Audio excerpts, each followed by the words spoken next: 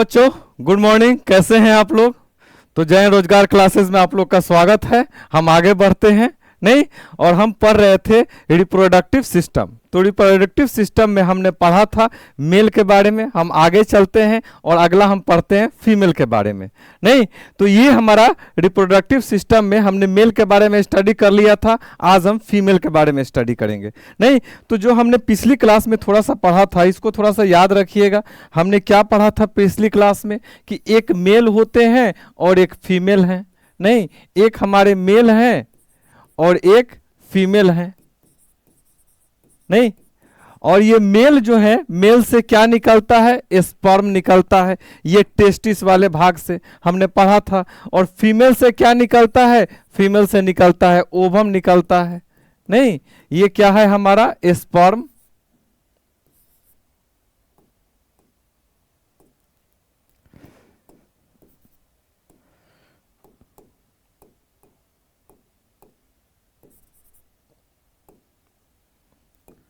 ये क्या है? हमारा स्पर्म।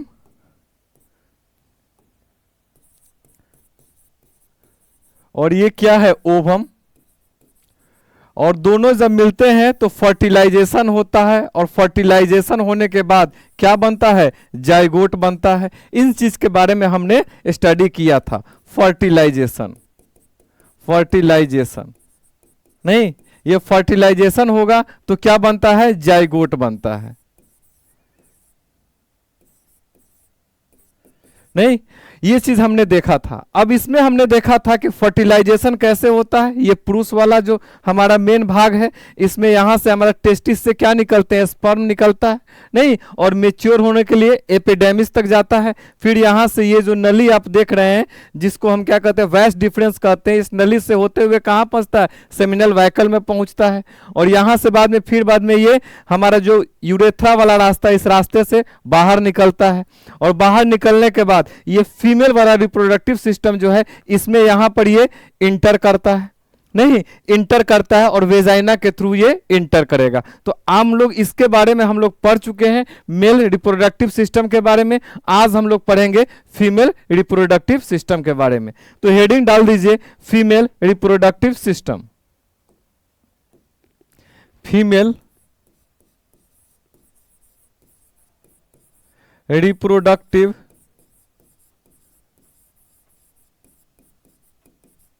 सिस्टम। महिला प्रजनन तंत्र के बारे में हम लोग समझते हैं। महिला प्रजनन तंत्र में कौन कौन से भाग होते हैं? तो कल हमने समझा था ये होता है वेजाइना नहीं, ये वेजाइना होता है। ये वेजाइना के थ्रू ही जो पुरुष जो होते हैं, मेल जो होते हैं, उनके जो लिंग होते हैं, वो इसी के थ्रू वो क्या करते हैं? इंटर करते हैं नहीं। और यहां से इंटर करेंगे और उसमें क्या आएगा? उसके थ्रू स्पर्म आएगा, और स्पर्म आगे चल के धीरे धीरे आगे बढ़ेगा और यूटेरस को पार करते हुए कहां पहुंचेगा? फैलोपियन ट्यूब में पहुंचेगा।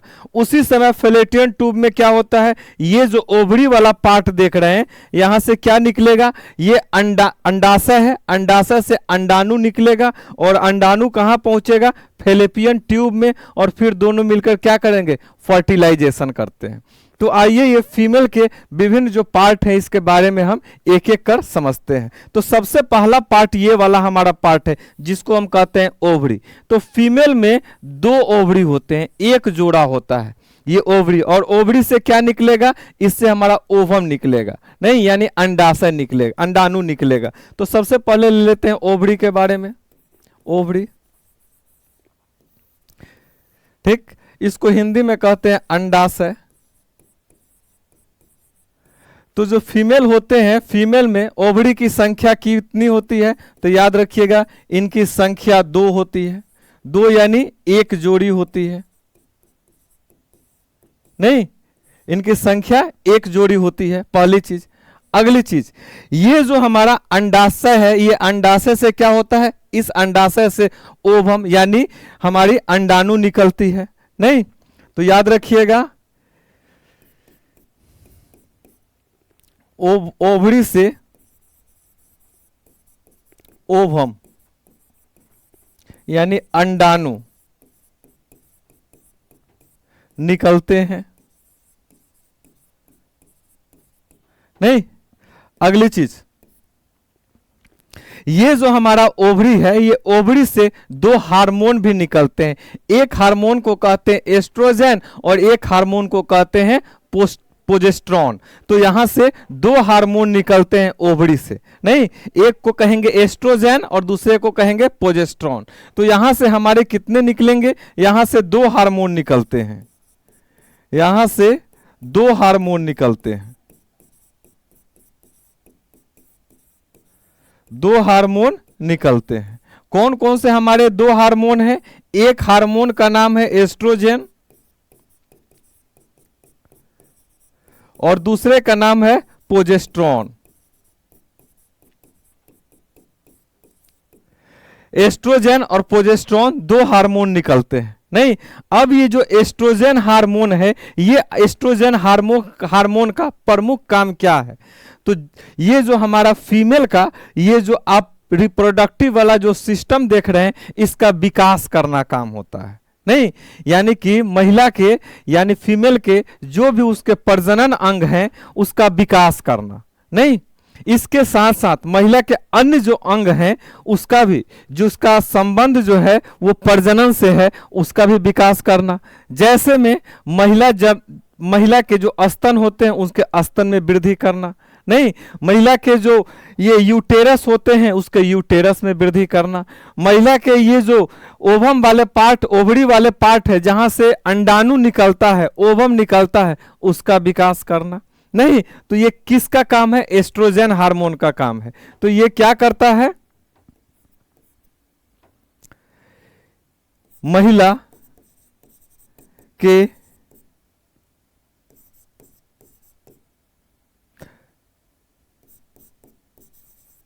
यौन विकास में सहायक। क्या यौन विकास में सहायक, ये क्या क्या करता है, जैसे यहां पर अंडाशय से अंडाणु बनेगा, तो अंडाशय से अंडाणु बनने में सहायक। और ये क्या काम करता है, दूसरा चीज ये काम करता है, जो औरत की जो मासिक धर्म होती है, हर महीने जो आती है, टाइम पीरियड जो होता है 28 दिन का, 30 दिन का, तो ये मासिक धर्म चक्र को क्या करता है, ये उसको रेगुलेट करता है, नहीं। तो मासिक धर्म चक्र को नियंत्रित।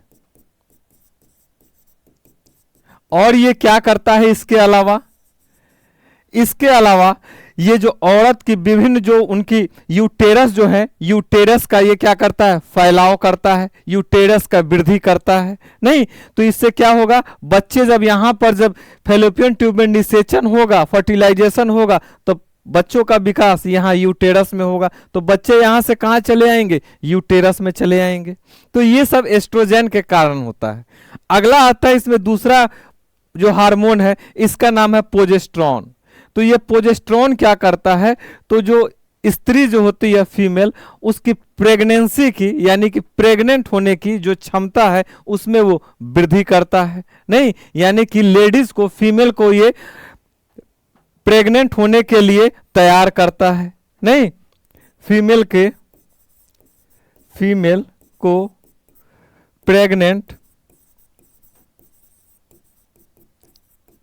होने के लिए तैयार करता है, यानी उसमें मदद करता है। तो ये दो हार्मोन कहां से निकलते हैं, हमारे ओवरी से निकलते हैं। और ओवरी से ही क्या निकलेगा, यहां से अंडाणु निकलते हैं। अब अंडाणु यहां से निकलेंगे तो अंडाणु ये वाला जो भाग है जिसको हम फैलोपियन ट्यूब कहते हैं, यानी अंडवाहिनी कहते हैं। अब यहां से अंडाणु कहां जाएगा, फैलोपियन ट्यूब में जाएगा, नहीं। तो अगला हेडिंग डाल दीजिए, नेक्स्ट फैलोपियन ट्यूब। ये वाला जो भाग है, ये वाला, इसको हम क्या कहते हैं, फैलोपियन ट्यूब कहते हैं, नहीं।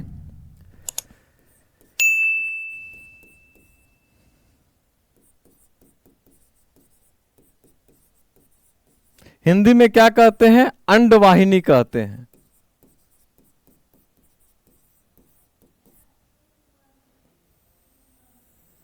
नहीं। तो अब यहां से फेलोपियन ट्यूब में, यहां से अंडाणु से, सॉरी अंडाशय से अंडाणु कहां पहुंचेगा? फेलोपियन ट्यूब में। तो सबसे पहली चीज, ओवरी से ओवम यहां पहुंचता है, नहीं, और स्पर्म का इंतजार करता है। ठीक। अब जब स्पर्म यहां पर, स्पर्म का ये इंतजार करता है, नहीं, और जब स्पर्म यहां पर इससे मिलेगा तो क्या होगा? यहां पर फर्टिलाइजेशन होगा, नहीं। जब स्पर्म मिलेगा तो फर्टिलाइजेशन, फर्टिलाइजेशन यानी निषेचन। तो एग्जाम में हमारा पूछता है कि निषेचन की क्रिया कहां पर होती है, फर्टिलाइजेशन की क्रिया कहां पर होती है। तो याद रखिएगा, फर्टिलाइजेशन की क्रिया जो है हमारी फॉलोपियन ट्यूब में होती है, नहीं, इस चीज को याद रखना है। ठीक। अच्छा, ये जो है फैलोपियन ट्यूब, इनकी संख्या कितनी है? तो इनकी संख्या 2 है। देख रहे हैं, एक इधर है, एक ये इधर है, 2 है, नहीं। तो याद रखिएगा इनकी संख्या 2 है, इनकी संख्या 2, यानी एक जोड़ी होते हैं। ठीक। अच्छा, ये जो हमारा यहां से जो पहुंचता है इसमें, इसका एक भाग देखिए, ये अंडाशय जो हमारा ओवरी है, ओवरी से जुड़ा हुआ है। ये वाला जो भाग जो जुड़ा हुआ है, इसको हम क्या कहते हैं? इसको हम फिम्बड़ी कहते हैं, नहीं। और ये फिम्बड़ी जो है क्या करता है? यहां से जो अंडाणु निकलते हैं वो अंडाणु को खींचते हैं और खींच कर कहां? अपने फैलोपियन ट्यूब में ले जाते हैं, नहीं। तो इसके बाद इसका एक भाग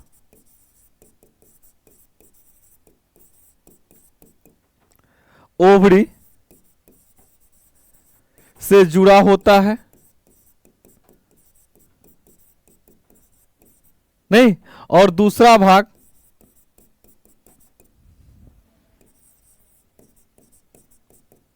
किससे जुड़ा होता है? ये जो हमारे यूटेरस है, यूटेरस से जुड़ा होता है।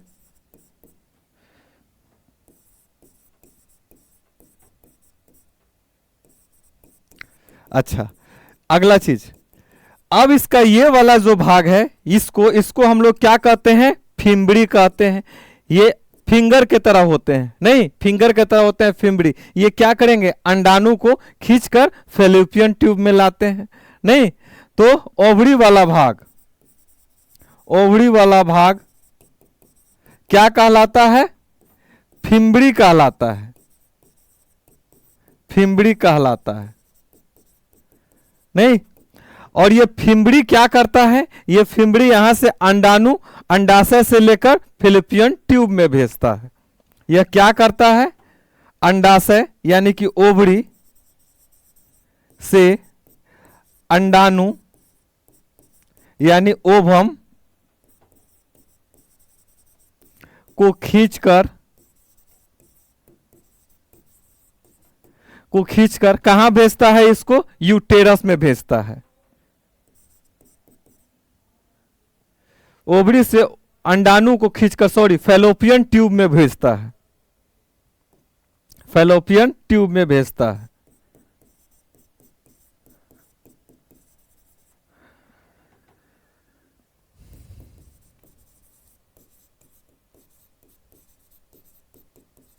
तो ये हमने पढ़ा किसके बारे में? फैलोपियन ट्यूब के बारे में, कि फैलोपियन ट्यूब में क्या होता है? फैलोपियन ट्यूब में फर्टिलाइजेशन की क्रिया होती है।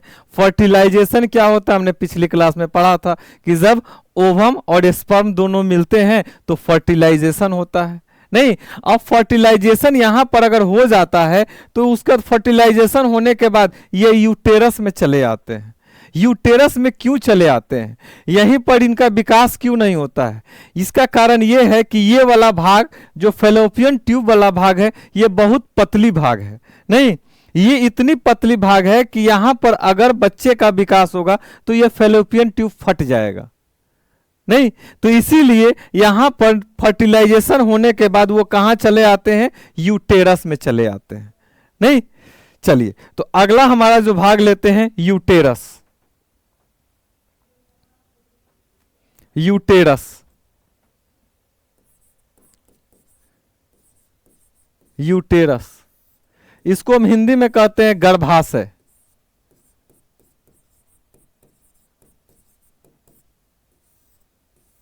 क्या कहते हैं इसको, गर्भाशय।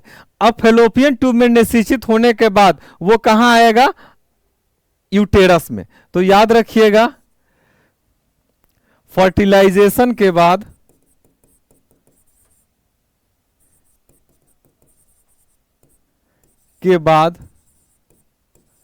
जाइगोट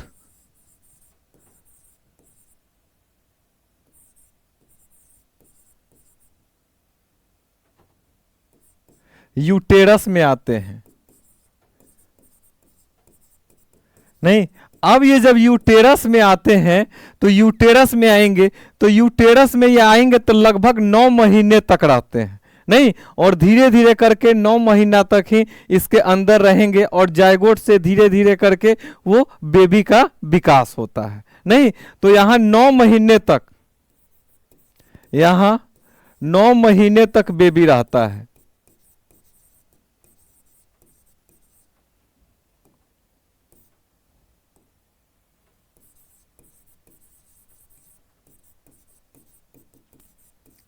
ठीक, अच्छा, यहां जब बेबी जब रहता है इसके अंदर, इसी समय एक, इसमें हम लोग पढ़ेंगे आगे चल के आएगा, एक अपड़ा होती है जिसको हम लोग प्लेसेंटा कहते हैं। और इनके जो होते हैं बेबी जो होते हैं, और यहाँ जो यूटेरस वाला भाग है, यहाँ से एक पाइप की तरह बेबी से जुड़ा होता है, और वो पाइप क्या करता है, बेबी को पोषक तत्व प्रदान करता है। नहीं, और बेबी को पोषक तत्व के साथ साथ बेबी को इसको पोषक तत्व और ऑक्सीजन प्रदान करता है।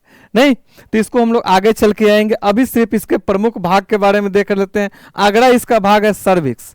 ये सर्विक्स कौन सा भाग है, इसका एक भाग यूटेरस से और दूसरा भाग वेजाइना से जुड़ा होता है। नहीं, अगला हम ले लेते हैं सर्विक्स।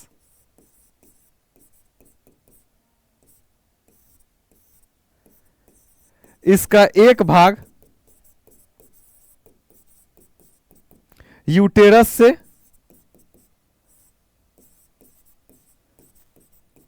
और दूसरा भाग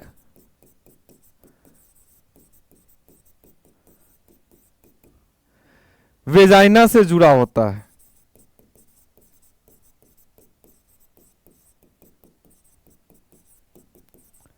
नहीं, ये कैसी होती है, तो ये एक प्रकार की पतली संकीर्ण रास्ता होती है। नहीं, अगला इसका जो पार्ट है उसको हम कहते हैं वेजाइना। और ये वेजाइना जो होती है, वेजाइना, इस वेजाइना का जो एक पार्ट है वो बाहर की तरफ खुली होती है, एक छिद्र की तरफ खुली होती है। नहीं, और दूसरी भाग इसकी किससे जुड़ी होती है, सर्विक्स से जुड़ी होती है। तो अगला ले लेते हैं वेजाइना।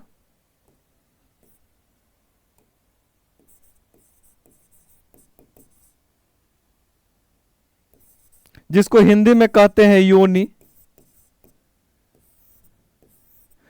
योनि के बारे में समझिए, इसका एक भाग बाहर की ओर छिद्र के रूप में खुला होता है,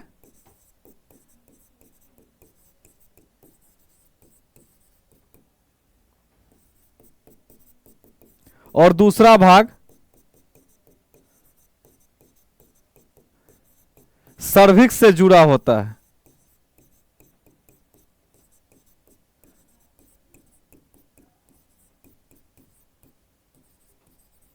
नहीं, अच्छा, ये जो इसका बाहर वाला, जो ये छिद्र वाला जो इसका भाग है, ये बाहर वाले भाग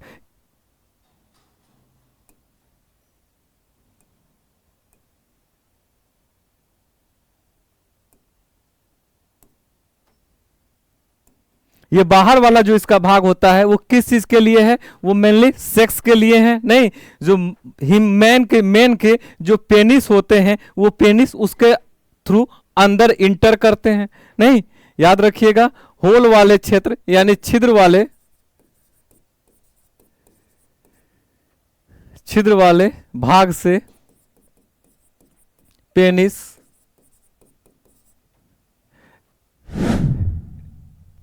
प्रवेश करता है। नहीं, अच्छा, अब इसके हम एक चीज और देखते हैं। ये जो इसका यूटेरस वाला भाग होता है, समझिए इसको, ये जो इसका यूटेरस वाला भाग है, इस यूटेरस वाले भाग में यहां पर एक पतली झिल्ली होती है। नहीं, जो पतली झिल्ली होती है उसको हम हाइमेन कहते हैं। नहीं, तो ये जो लेडीज की जो सबसे ऊपर वाली पार्ट होती है जिसको हम हाइमेन कहते हैं, ये हाइमेन जो पतली झिल्ली होती है किसी कारणवश फट सकती है, टूट सकती है। जैसे ये हाइमन वाला पार्ट जो होता है, लोगों के मन में अधिकांश ऐसा भ्रम होता है लोगों के मन में कि ये जो हाइमन वाला पार्ट है वो फिजिकल रिलेशन, जब एक लड़का लड़की बनाते हैं तभी फिजिकल रिलेशन में ये फटता है, टूटता है। लेकिन ऐसा नहीं है। ये जो इसके ऊपर हाइमेन वाला पार्ट जो होता है, पतली झिल्ली, वो किसी कारण से फट सकता है। जैसे अगर कोई लड़की ज्यादा अगर योगा करती है या साइकिल चलाती है या किसी कारणवश वो ज्यादा एक्सरसाइज करती है तो इसके कारण भी वो फट सकता है। तो ऐसा नहीं है कि हाइमन वाला जो पार्ट होता है वो सिर्फ फिजिकल रिलेशन के कारण ही फटता है, ऐसा नहीं है। नहीं, तो इसके बाद हम ले लेते हैं अगला चीज।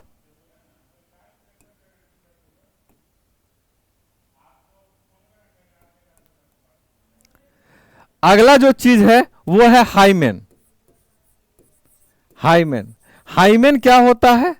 तो जो स्त्री की वेजाइना होती है, वेजाइना के अंदर एक पतली झिल्ली होती है, एक पतली झिल्ली,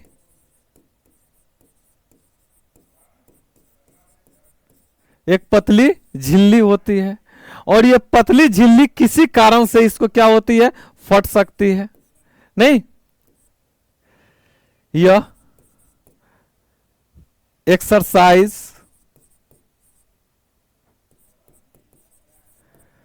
फिजिकल रिलेशन,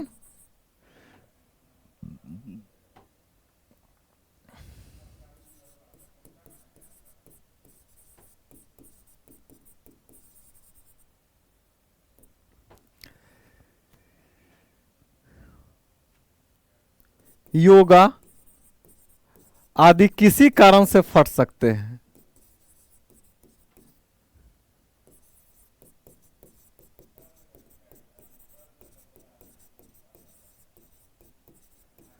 नहीं, तो ये कौन सा पार्ट है इसका? ह्यूमन हाइमेन वाला पार्ट है। अगली चीज हमने पिछली अभी देखा था, इससे पहले हमने पढ़ा था कि ये वाला जो यहां पर बच्चों का जो यहां पर विकास होता है, तो बच्चों का विकास होता है तो बच्चा का क्या होता है, इनसे एक जो स्त्री की जो ये यूटेरस वाला भाग है, यहां से एक पतली नली जैसी इस बच्चे से जुड़ी होती है। नहीं, और वो जो बच्चे से जुड़ी होती है उसको हम क्या कहते हैं? अपड़ा कहते हैं, उसको हम प्लेसेंटा कहते हैं। नहीं, तो अगला चीज इसमें ले लीजिए प्लेसेंटा।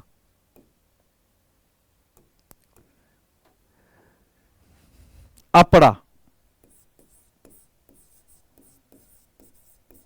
प्लेसेंटा, जिसको हम क्या कहते हैं? अपड़ा कहते हैं। ये प्लेसेंटा जो है, ये अपड़ा, ये प्लेसेंटा अपड़ा कहां से जुड़ी होती है? बच्चे से, स्त्री के गर्भाशय से, स्त्री के गर्भाशय से बच्चे के नाभि में जुड़े होते हैं।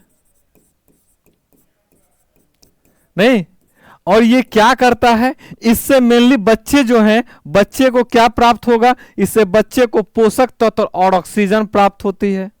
नहीं, इससे बच्चे को पोषक तत्व एवं ऑक्सीजन की प्राप्ति। नहीं, इससे बच्चों को क्या मिलता है? पोषक तत्व मिलता है और इससे बच्चों को ऑक्सीजन की प्राप्ति होती है। नहीं, तो ये कौन सा भाग है? प्लेसेंटा वाला भाग है। नहीं, चलिए ये चीज हमने देखा। अगली चीज इसमें ये समझिए कि जो स्त्री होती है, हर स्त्री के अपने जीवन में कुल मिला के उसके 4 पड़ाव होते हैं। नहीं, कितने पड़ाव होते हैं? हर स्त्री के जीवन में 4 पड़ाव होते हैं। Phase 1, phase 2, phase 3, phase 4। नहीं, तो ये फेज 4 जो होते हैं ये क्या कहते हैं? 1 में क्या होता है, 2 में क्या होता है, 3 में क्या होता है? आइए इन चीज को समझते हैं। तो हर औरत के जीवन में, हर स्त्री के जीवन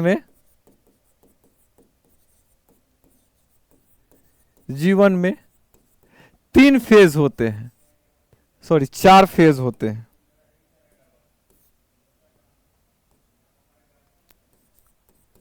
4 फेज, और ये 4 फेज, चारों फेज के अलग अलग नाम है। नहीं,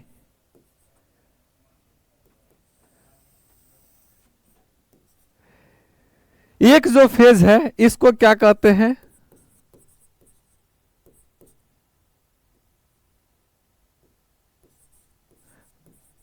मेंस्ट्रुएशन फेज।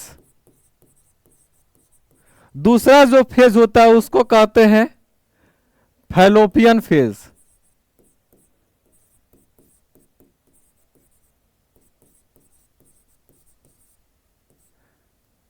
तीसरा इसका जो फेज होता है उसको हम कहते हैं ओवुलेशन फेज।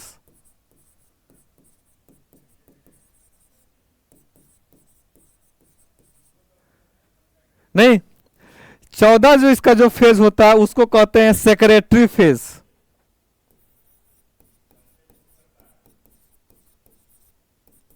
अब समझिए इन चीजों को।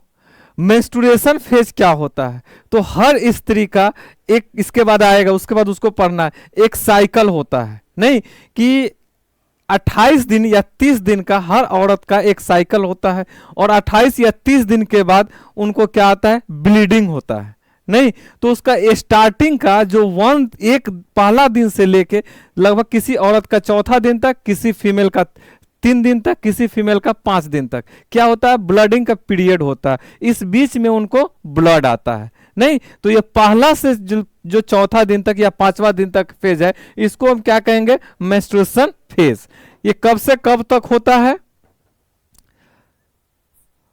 1 से लेके लगभग 4 दिन का ये काम की, 4 दिन का ये लगभग फेज होता है। 1 दिन से 4 दिन, किसी किसी औरत का साइकिल अगर मान लीजिए 30 दिन का है तो उसको 5वां दिन तक ऐसा होता है। नहीं, और इस बीच में क्या होती है? इस बीच में ब्लड आती है। नहीं, चलिए दूसरा जो फेज होता है, इस दूसरे फेज में क्या होता है? ये दूसरे फेज में ब्लड आना बंद हो जाता है। नहीं, इस दूसरे फेज में क्या होता है? ब्लड आना बंद हो जाता है, ब्लड आना बंद। उसके बाद आता है 3rd फेज। 3rd फेज में क्या होता है कि जो हमारा इनका अंडाणु बन रहा था अंडाशय में, वो अंडाणु अब फैलोपियन ट्यूब में पहुंच जाता है। नहीं, तो इस समय क्या होता है? जो इसका ओवम होता है, ओवम यानी अंडाणु, अंडाणु फैलोपियन ट्यूब में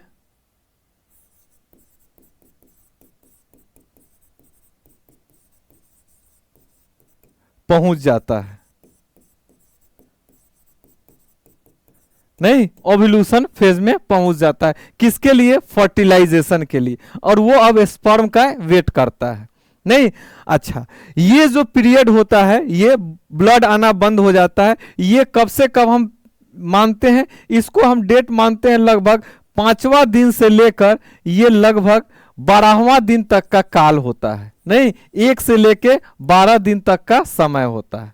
अच्छा, ये ओव्यूलेशन फेज कब से कब तक का होता है? ये ओव्यूलेशन फेज होता है 13 दिन से लेकर 13वां दिन से लेकर लगभग 16वां दिन तक।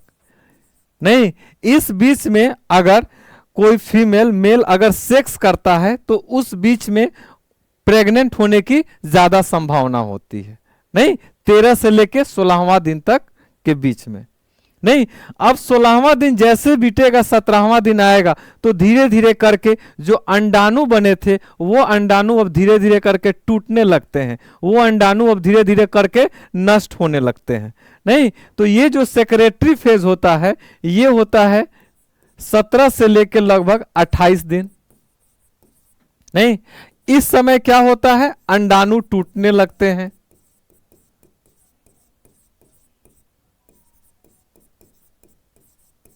नहीं, तो ये हमारा जो ये जो फेज था, इस फेज में अगर स्पर्म उसको नहीं मिलता है ओवम को, तो इस फेज में अब ओवम धीरे धीरे करके अब समाप्त होने लगते हैं।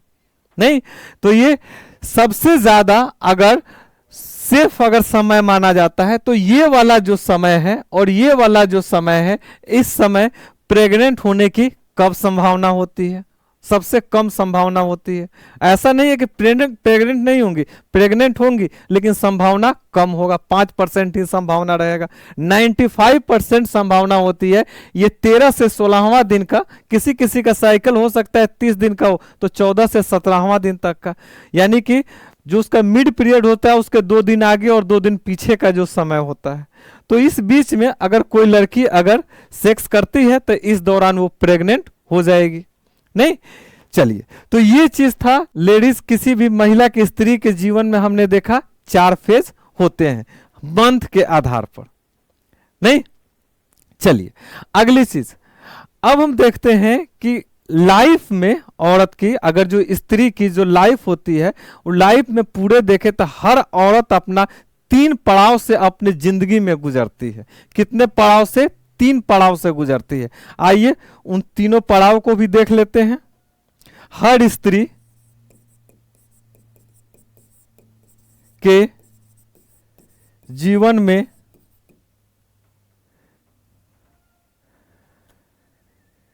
3 स्टेज, कौन से इनके जीवन में 3 स्टेज हैं?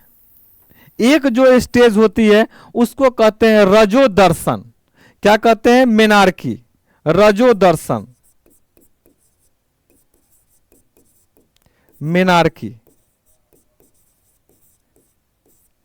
ये जो रजो दर्शन वाला काल होता है ये समय कब से कब तक का होता है?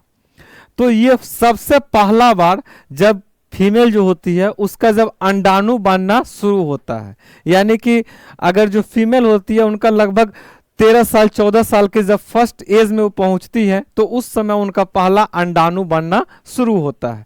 तो उस समय जो अंडाणु बनना शुरू होता है तो पहला जो समय है उसको हम लोग क्या करते हैं? रजो दर्शन कहते हैं। नहीं, तो याद रखिएगा यह 13-14 वर्ष की अवस्था में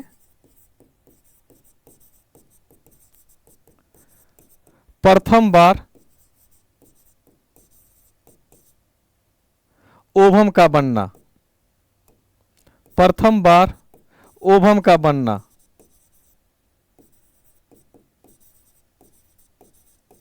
इसको हम लोग क्या कहते हैं? रजो दर्शन। दूसरा जो काल आता है इसको हम लोग कहते हैं प्रजनन काल, प्रजनन काल। ये कब से कब तक का समय होता है? ये आपका जो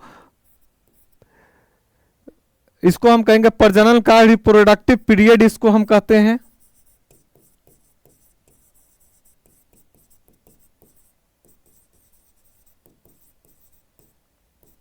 नहीं, ये जो इसको हम दूसरे नाम से भी जानते हैं,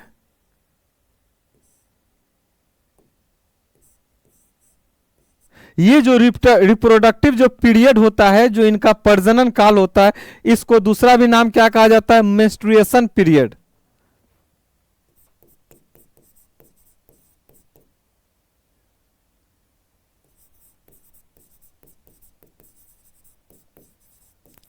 ये कब से कब तक का समय होता है? तो ये जब औरत जब अपना फीमेल जब है प्रजनन क्षमता, यानी कि उसमें अब अपने जैसे जीव उत्पन्न करने की जब उसमें वो समय आ जाती है, यानी 14 साल से लेकर 50 साल तक का जो उम्र होता है इसको हम प्रजनन काल के नाम से जानते हैं। नहीं, तो ये कब से कब तक का समय है? यह 14 से 50 वर्ष के बीच का समय,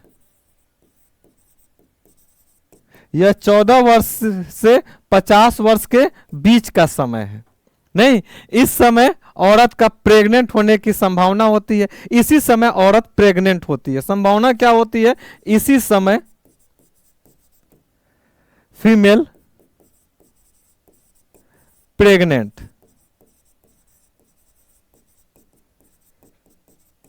नहीं, तो ये प्रेग्नेंट होने का समय है। इसके बाद इसका थर्ड जो पीरियड होता है, अब जो इसका 50 वर्ष के बाद वो वाले पीरियड में इनका अब प्रजनन जो है धीरे धीरे करके अब कम हो जाता है। नहीं, तो इस फेज को हम लोग क्या कहते हैं? रजनोवृत्ति, मेनोफेज। रजनोवृत्ति, मेनोफेज, मेनोपोस। मेनोपोस, पोस मतलब क्या होता है? पोस मतलब होता है रोकना। नहीं, तो इस समय इनका जो अंडाणु बनना जो शुरू हुआ था, वो अंडाणु बनना लगभग अब धीरे धीरे समाप्त होने लगता है। तो ये कब का समय है? 50 वर्ष के बाद। यह 50 वर्ष के बाद का समय।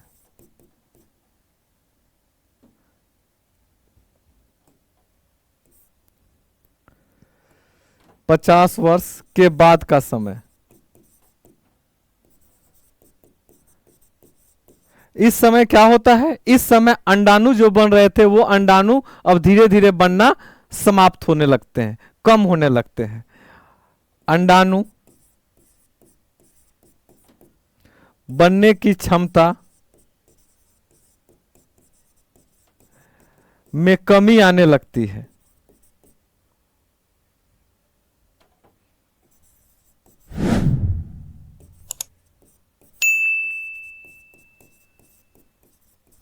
नहीं, और उस समय को हम क्या कहते हैं? रजनोवृत्ति कहते हैं। नहीं, एक चीज और पूछा गया है एग्जाम में कि पुबर्टी किसे कहते हैं, यौना आरंभ किसे कहते हैं? तो ये यौना आरंभ इसी को कहते हैं कि सबसे पहले जो फीमेल का जो सबसे पहले अंडाणु जो बनना स्टार्ट होता है वो उनको का क्या कहते हैं? रजोदर्शन वाला जो भाग है इसी को हम कहते हैं पुबर्टी। नहीं, जिसको हम कहते हैं यौनारंभ। तो अगला लिख लीजिए यौनारंभ।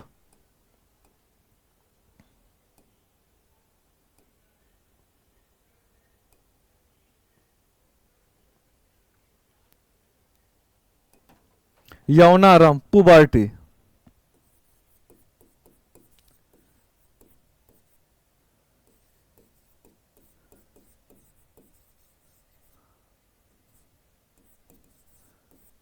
यौनारंभ क्या होता है?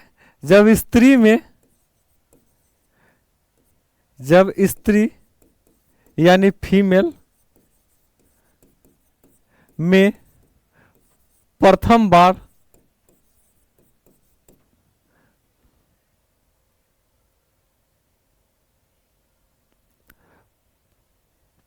बार अंडाणु बनना शुरू होता है।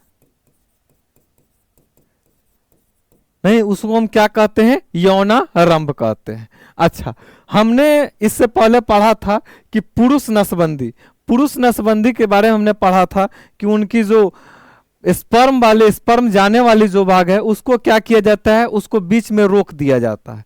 तो उसको बीच में रोकने से क्या होती है? स्पर्म वहां से आगे की तरफ नहीं जाएगी। नहीं, तो आगे स्पर्म नहीं जाएगी तो उससे क्या होगा? स्पर्म अगर जाएगी ही नहीं आगे तो उसके बाद जो सीमेन जो बाहर निकलता है उस पर स्पर्म रहेगा ही नहीं, तो उससे कोई फर्क ही नहीं पड़ेगा उससे। नहीं, आगे चल के वो फर्टिलाइज होगा ही नहीं। उसी प्रकार स्त्री जो होती है, स्त्री की भी नसबंदी की जाती है। जिस तरह हम लोग पुरुष की नसबंदी कहते हैं जिसको क्या कहते हैं? वैसेक्टोमी कहते हैं, उसी तरह स्त्री की जो नसबंदी होती है उसको ट्यूबेक्टोमी कहते हैं। नहीं, तो जिस तरह पुरुष नसबंदी को हमने पढ़ा था, पुरुष नसबंदी, इसको हम लोग क्या कहते हैं? वैसेक्टोमी कहते हैं।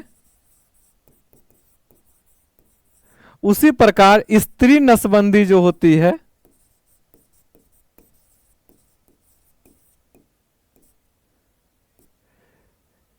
ट्यूबेक्टोमी कहते हैं। नहीं, तो जो पुरुष नसबंदी है इसको क्या कहते हैं? वेसेक्टोमी। और जो स्त्री नसबंदी होती है इसको क्या कहते हैं? ट्यूबेक्टोमी। नहीं, तो ये था हमारा रिप्रोडक्टिव सिस्टम। हमने रिप्रोडक्टिव सिस्टम के बारे में समझा। पहले मेल रिप्रोडक्टिव सिस्टम के बारे में समझा, फिर हमने फीमेल रिप्रोडक्टिव सिस्टम के बारे में समझा। नहीं, चलिए, तो बायोलॉजी की क्लास यहीं अब हम लोग की समाप्त होती है।